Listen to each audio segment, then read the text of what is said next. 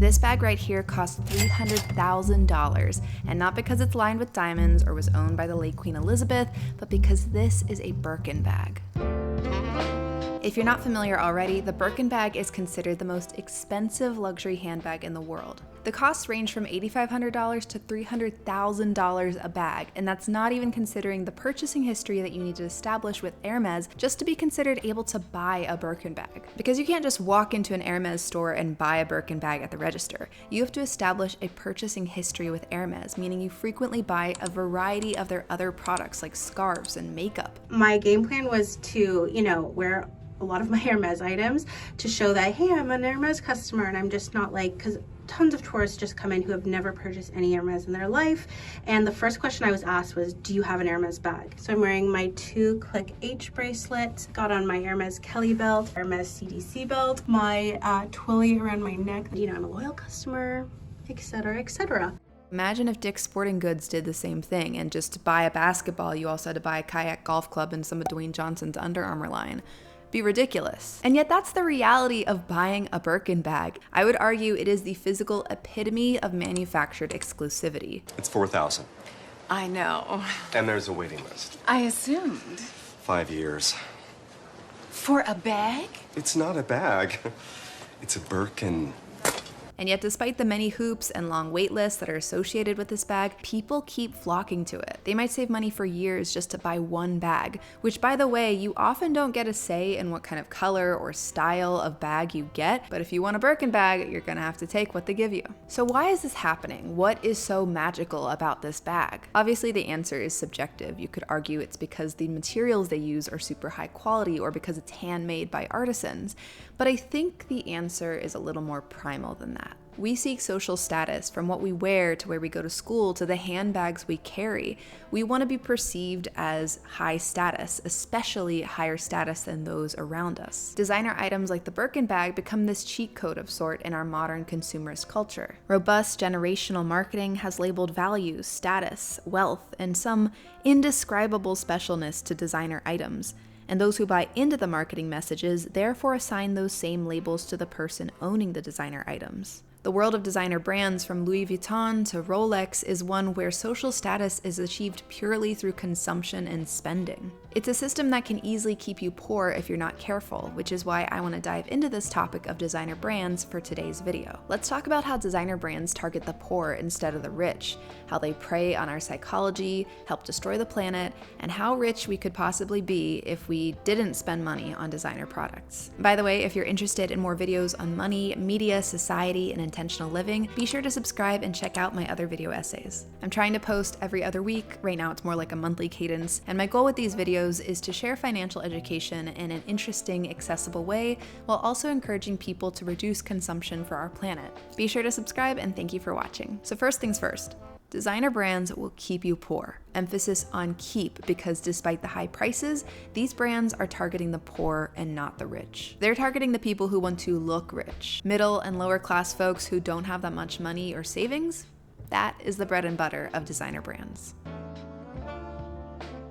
Steve Jobs is famous for his black turtleneck look, amongst other things. Despite his immense wealth, he always kept that same very simple look. No designer logos in sight. And this is the same case for many of the uber rich. Bill and Melinda Gates, Mackenzie Scott, Melanie Perkins, Mark Zuckerberg, Whitney Wolfe Herd. These aren't people who are running around in Gucci slides and Versace belts and Louis Vuitton emblazoned outfits. No matter how much I would kill to see Bill Gates dripping in Gucci, it'd be a look. But why don't we see the uber rich in these designer brands? I think it's because they don't need to prove they're rich. We know. And I think that's what designer brands are really selling. They're selling conspicuous consumption, aka the spending and consumption of luxuries in an attempt to enhance one's prestige. Basically, they're selling you a costume so you can pretend to look rich. Except that isn't typically what rich people actually look like. If anything, designer brands can have the opposite effect and make people think you're desperately trying to fit in with the rich. Maybe this is a bit harsh, but it kind of feels like this neon sign that says, I'm overcompensating. I don't really belong with the wealthy. How can we tell when someone someone is pretending to be rich, when someone is a stereotype or almost like a caricature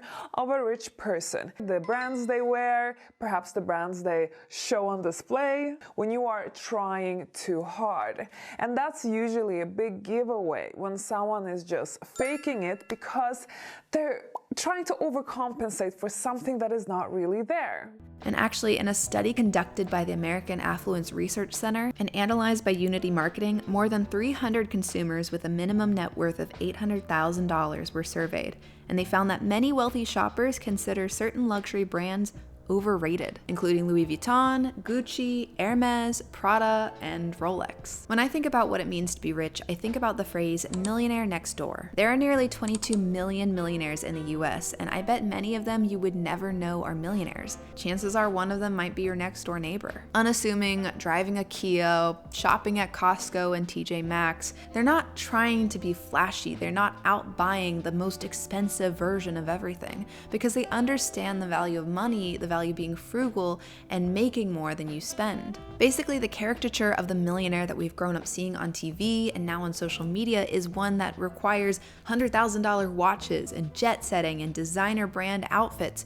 But that's not realistic, it's just flashiness. And you might say, hey, but all these celebrities and influencers I see, they're always wearing designer and they're totally rich. And you're right, Dua Lipa wears a lot of Versace, Billie Eilish wears a lot of Gucci, Kim wears a lot of Balenciaga. She should probably cut that partnership though. Many of us are first exposed to the designer world through our favorite celebrities. But what we don't see is that behind the scenes, these influencers and celebrities get sent so many free products from designer brands too, because they know that it's free marketing if that celebrity or influencer is pictured wearing or holding that item. And some celebrities, like the ones I just mentioned, have official ambassadorship partnerships with these designer brands where they're paid to constantly wear their stuff. Because of all this, there's this illusion that designer brand items equate wealth and coolness. It feeds straight into our psychological desire to fit in and be part of an exclusive club, especially one where our peers are our rich and famous idols. It preys on insecurity, and unfortunately, the people most vulnerable to this kind of messaging and insecurity are middle class and lower class folks. I saved change over a year and I was able to buy the bag of my dreams. So you would be surprised at how much saving change can do for you.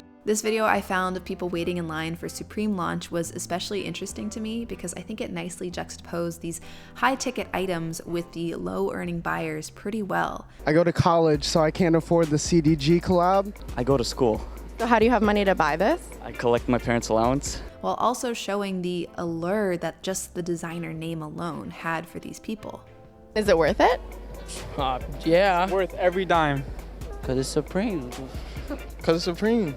Another thing I think about is this viral story about a woman who took her mom on a Dior shopping spree after her mom was treated poorly at a Dior store. According to the daughter, the mom had been ignored by a Dior sales rep because the mom was dressed poor. Which you'd think, like, if a store was treating my mom that way, we wouldn't go there. How rude. But instead, it kind of had the opposite effect. They went back there and they purchased a lot of stuff. And just looking quickly at some of the Dior products online, I know that shopping spree cost multiple thousands of dollars. Like this one Dior bag costs as much as some cars and house down payments. That was no chump change. What's interesting is that this rudeness the mom experienced is an alleged technique designer brands use to boost sales. Sales staff rudeness causes what's known as the Pretty Woman effect, which is referencing the Julia Roberts movie Pretty Woman, where she goes and buys a ton of luxury goods after being dismissed by one of the sales reps. Big mistake. Big. Huge. Sauder marketing professor Darren Dahl, who researched this effect, explains that designer brand sales reps, quote, can end up having a similar effect to an in-group in high school that others aspire to join. For the study, participants imagined or had interactions with sales representatives, rude or not. They then rated their feelings about associated brands and their desire to own them. After being treated poorly, participants who expressed an aspiration to be associated with high-end brands reported an increased desire to own the luxury product. Designer brands attempt to hijack our psychological desire to fit in and display status. We want to be seen as the richest person in the room, the richest amongst our friends, the richest person at work. The problem is, There's always going to be someone richer. It's always going to be someone with more money, more bags, more designer things, more whatever. Even Elon Musk, who was the richest man in the world for a while, he's down $200 billion. There's always going to be someone else. And even if he still was at the top, there's a ton of other metrics that he'll never be the top of because there's always just going to be someone else. Because that's life. There's always going to be someone with some other superlative that you don't have. And it's really easy to get caught in this cycle of chasing status symbols like designer handbags or luxury cars. But this cycle of chasing will leave or keep most people poor. When you're caught in the cycle, your time isn't your own. It's owned by the drug of buying manufactured status, which is paid for by the hours of your life at a job. The way I think about it is the more designer items you buy, or really anything that you buy, the more of your life you're trading away. Obviously, we have to spend money to survive, but the level of excess that designer brands promote is not essential to live. I argue instead, it actually robs us the chance to truly live. For myself, I think a lot about intentional living. This is where you're aware of what your personal values and beliefs are, and you try to actively make decisions that align with those values and beliefs. It's the reason I personally don't buy designer goods, because the values don't align with my values, and I think that my time and money could be spent better elsewhere. And one of the values that doesn't align with mine is that of the designer industry's wastefulness. This is what Coach's dumpster looks like, and they slash everything up. They slash them up so you can, I guess, resell them or try to return them or something for money. It completely trash their merchandise.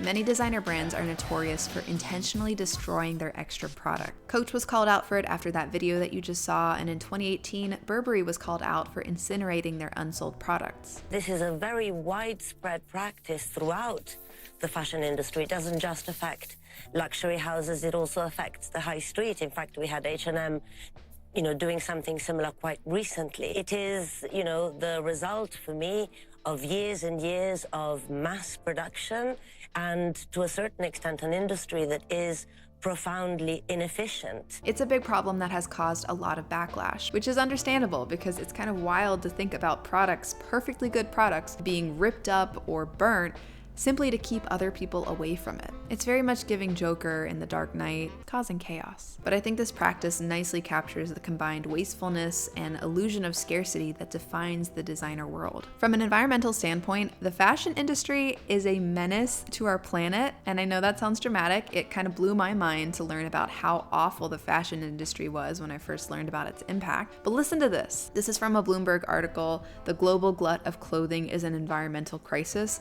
Quote, "Fashion accounts for up to 10% of global carbon dioxide output, more than international flights and shipping combined, according to the United Nations Environment Program. It's the second most polluting industry behind oil. Oil, which is oil, I want to be clear, not all of that waste is from designer brands alone. I actually think the larger culprits are fast fashion places like Shein and Uniqlo, because they just promote hyper overconsumption and hyper overdisposal and really short trend cycles. And actually, the fashion industry could probably take a few lessons from designer brands in the idea of trying to build things that are going to be more long lasting and higher quality so that you're not constantly having to go buy new things. That being said, designer brands don't get away scot-free here. Sure, they might not be following the increasingly short trend cycles of TikTok, where styles go out of fashion within weeks, but designer brands still pump out new trends throughout the seasons, effectively adding to the culture of overconsumption as people try to follow the latest styles. This type of overconsumption not only hurts our planet, but also our wallets.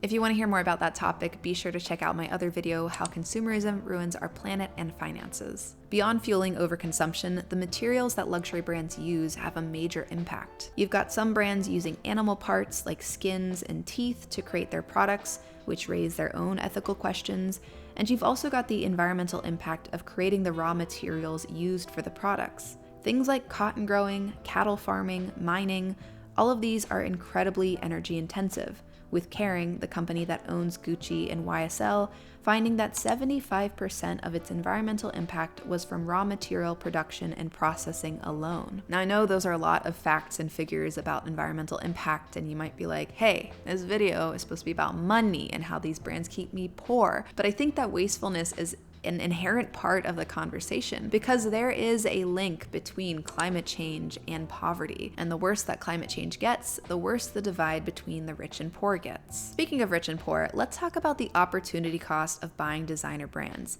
aka how rich could you be if you didn't buy designer items? Let's crunch some numbers. A popular defense of buying designer items is that they're investment pieces. For some, that means that they'll last a long time rather than just being thrown away within the year. Probably true, but I would argue you don't have to spend designer brand prices to get something that's higher quality. There's a lot of other options out there that are a little more affordable. But the other way that people mean investment piece is literally as an investment. It's something that they can buy one day and then resell later on and make a profit from. This is a very popular argument for our old friend, the Birkin bag. I have been collecting these bags for a minute. They're also a great investment. According to Time magazine in 2016, quote, "The Birkin bag outpaced both the stock market and the price of gold in the last 35 years, a time period chosen to reflect the date when Birkin bags were first produced in 1981. They say that the annual return on a Birkin was 14.2% compared to the S&P average of 8.7% a year and gold's negative 1.5%. But there's a few problems with this logic. First being, like we mentioned at the beginning of the video, the price tag on the Birkin bag is not the only thing that you're going to be paying. You have to have a purchasing history with Hermes, so you have to include that in what you're investing. And since you're using this as an investment piece, you're probably going to want to take insurance out on it. That's going to cost you a pretty penny as well. It's weird to think about how fragile an investment something like a Birkin bag or a designer product is, especially when you compare it to more traditional investment like stocks. Like spill your coffee in it, have your dog get a little too curious, and suddenly you have lost thousands of dollars in resale value. Can't say that ever happens to me with my stock portfolio. So before we end, I thought it'd be really interesting to crunch some numbers to see how rich you could be if you didn't buy a designer bag and you instead invested in something like a low-cost index fund, which is one of my personal favorites. So let's say you have $3,500 in disposable income, which is the money that you have left over after taxes and you paying essentials. In choice A, you decide to splurge on a $3,500 designer bag like this one from Louis Vuitton. In choice B, you decide to buy a nice quality purse from somewhere like TJ Maxx, and you put the remaining $3,450 in a brokerage account that invests into the S&P 500. Now, jumping 10 years ahead, let's say that you can sell that Louis Vuitton bag for $3,500. I'm putting that in there because I don't feel like it's a level where you could sell it for more, and also if you're actually using the bag, there's probably going to be a level of wear and tear. So we're going to be generous and say you're able to sell it for the exact same amount that you bought it, profit being $0. Looking at choice B though, and using the S&P 500's historical average of 11.8% growth, your $3,450 has now become